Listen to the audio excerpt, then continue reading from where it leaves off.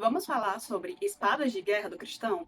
Eu vou comentar sobre todas as Bíblias que eu tenho aqui em casa e no final eu vou dizer qual é a minha preferida e vou explicar o motivo. Eu não vou colocar uma ordem para mostrar as minhas Bíblias. Algumas são de estudos, outras são só mesmo de leitura rápida, com algumas com espaço para anotação, dando um breve spoiler.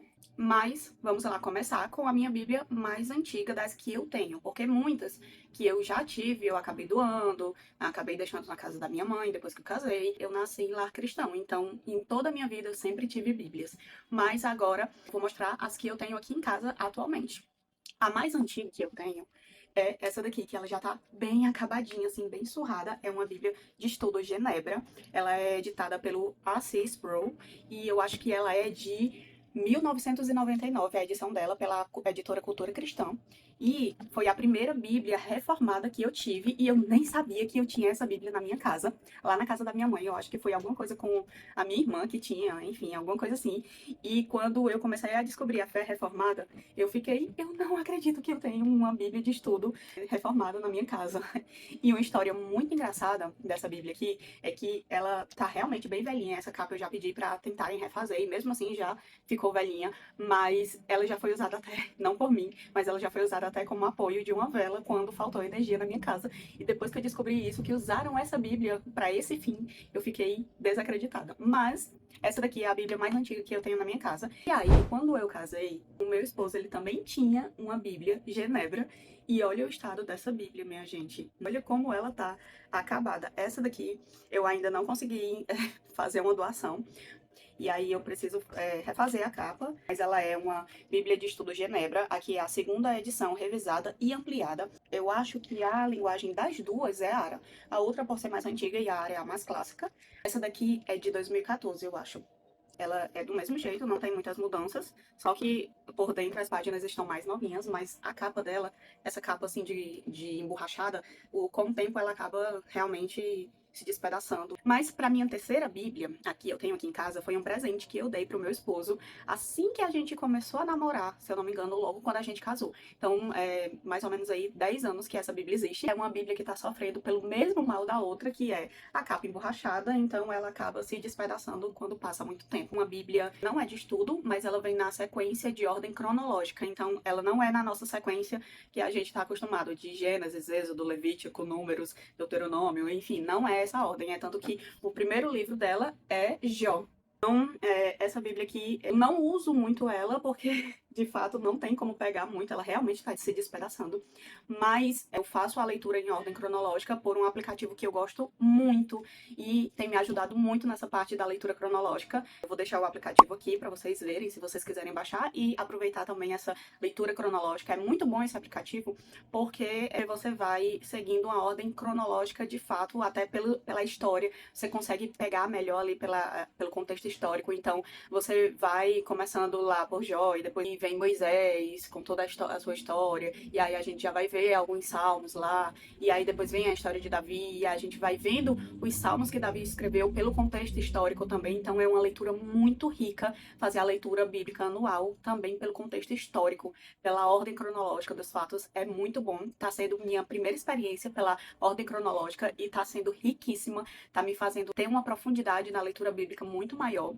Mas também não exclui os momentos de estudo bíblico, porque a leitura bíblica é uma coisa e o estudo bíblico é outra coisa. Então, a leitura bíblica você vai ler, o estudo bíblico você vai se aprofundar na leitura, vai tirar o que o texto quer dizer. E eu gosto muito de usar o método indutivo para ler a Bíblia e estudar a Bíblia. É tanto que, recentemente, eu mesma fiz esse caderninho. Se vocês quiserem saber o que é estudo bíblico indutivo, e se vocês quiserem saber como eu fiz esse caderninho, o que é o estudo bíblico indutivo, deixa aqui embaixo que eu dou uma pincelada para vocês e explico melhor. Basicamente, eu respondo essas perguntas nos meus estudos bíblicos e eu fazia isso num caderninho avulso, mas eu achei muito melhor já ter uma estrutura de perguntas preparadas para eu poder responder, então por isso que eu fiz esse caderninho aqui. Agora nós vamos para mais uma Bíblia, que essa daqui é a MacArthur. E essa é uma Bíblia mais ou menos de 2011, pela Sociedade Bíblica do Brasil. Ela é comentada, todos os versículos, versículo por versículo, pelo John MacArthur, pastor que recentemente faleceu. E as duas últimas Bíblias que eu tenho aqui são as que eu realmente uso no dia a dia. Então, eu uso essa Bíblia aqui para leitura diária. Ela é uma Bíblia NVI, que tem espaço aqui para anotação. É uma Bíblia da Thomas Nelson. Ela já está com a aparência mais velhinha, porque tem alguns anos que eu já uso diariamente essa Bíblia, tanto para levar para a igreja, quanto para leitura em casa. E acaba que a capa, por ser de tecido, vai manchando facilmente, mas ela tem esse espaço para anotação, que é excelente. Muitas vezes eu pegava e anotava no caderninho, mas com esse espaço para anotação, eu acabei anotando as observações principais ali do lado do texto mesmo. E ela tem uma folha bem boa, porque dificilmente vai passar a tinta da caneta para a parte de trás da página. E por último, a última Bíblia adquirida aqui em casa, que na verdade essa daqui é do meu esposo, mas o que é dele é meu e o que é meu é dele, né? Nós somos uma só carne. E aí essa daqui é a NAA, a Nova Almeida Atualizada. Aí a diferença da NAA, NVI e ARA é que a NVI realmente usa uma explicação mais diferente, mais acessível, mais clara possível. A NAA, ela mantém ali a linguagem da ARA, só que muda algumas palavras para se tornar mais clara e mais acessível, mas não tanto quanto a NVI. Essas três linguagens são muito boas, eu gosto demais e super indico. Agora vamos aqui, para concluir o vídeo, eu vou dizer quais são as minhas favoritas.